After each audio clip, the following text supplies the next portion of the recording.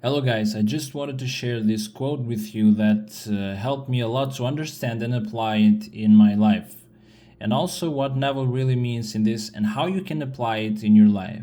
So I'm going to talk about how to feel your desire as natural and how everything comes from within first. I know that when we are going through hard times, it's easy to believe what we see with our eyes, what there is in 3D, and to think that what's happening right now outside is all that there is. But what Neville teaches is something completely different. He invites us to look within, to trust our desires, and to see those desires not as something we are chasing, but as signs of something that's already possible, that's already true, if we can just feel it as real.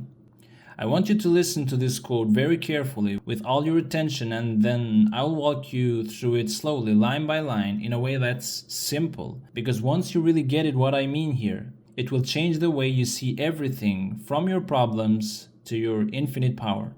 First, I'm going to read the first part of the quote. That is, be perfectly indifferent to the evidence of the senses, so that you may feel the naturalness of your desire, and your desire will be realized. Turn from appearances and feel the naturalness of that perfect perception within yourself, a quality never to be distrusted or doubted. Its understanding will never lead you astray.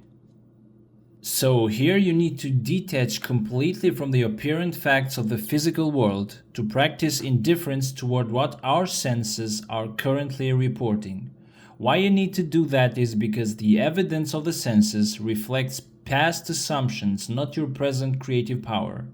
For example, you might look at your bank account and see only lack, or look at your body and see illness, or you look at your circumstances and feel stuck. And if you react emotionally to those appearances, you're giving them more power to persist and to be created and to be recreated. Instead, you need to turn away from them, not in denial, but in dominion. That is, you must mentally rise above the world of appearances and dwell in a state where your desire feels normal, feels real and natural. The naturalness of a desire means that it's no longer something you feel separate from or wish would happen someday or in the coming days. It's something you feel is already now, even if it's invisible to the world. And once you can feel this naturalness without contradiction, that state will be expressed outwardly in your life.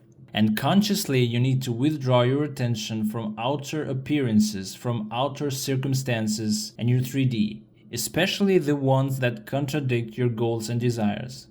That means you need to stop rehearsing what isn't working, stop talking about what's wrong, and stop using the outer world as a measurement of truth. Instead, you need to feel the naturalness of the inner vision of your perfect perception, which this perfect perception is your imagination, but more specifically is your imaginal act of already having, being, or doing what you desire.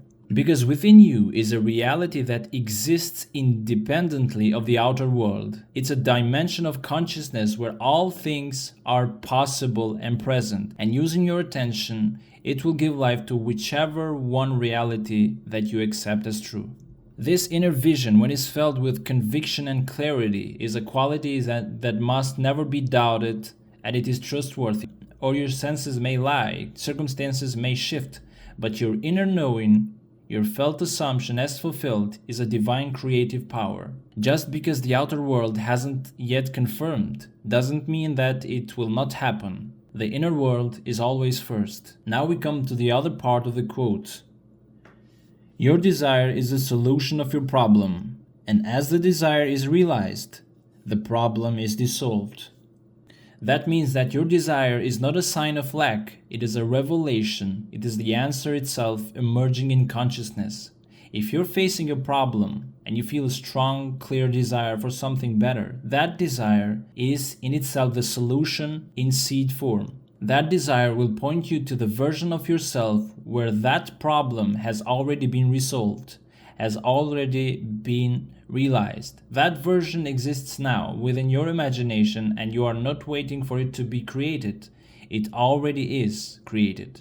You simply must embody that version of yourself through feeling, through imagination and assumption. And once you accepted your desire as natural and true within yourself, once you've claimed that state and lived in its feeling, your consciousness will shift, and that shift is the realization of your desire. And as you realize that desire, that means as you fully occupy the state of its fulfillment, the outer world has no choice but to recognize and to reflect that change. And when that happens, the original problem fades away, like a shadow dissolving in light. And the problem is not solved in the usual sense. It will disappear because the need for it no longer exists in your state of being. So, the essential information that we get here is very, very important.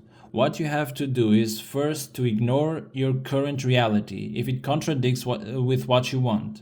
Whatever comes into your mind that contradicts your desire, whatever you see in the 3D that contradicts your inner visualization, you need to totally ignore that and feel the wish fulfilled as if it's already natural and real. And now you need to trust your inner experience more than the outer appearances. You need to get out of your comfort of dwelling only on what you see on the outside. All your desires are not random. Every of your desires that come into your mind contains their own fulfillment, and once they've fulfilled in consciousness, they will express themselves outwardly, dissolving every of the original problems.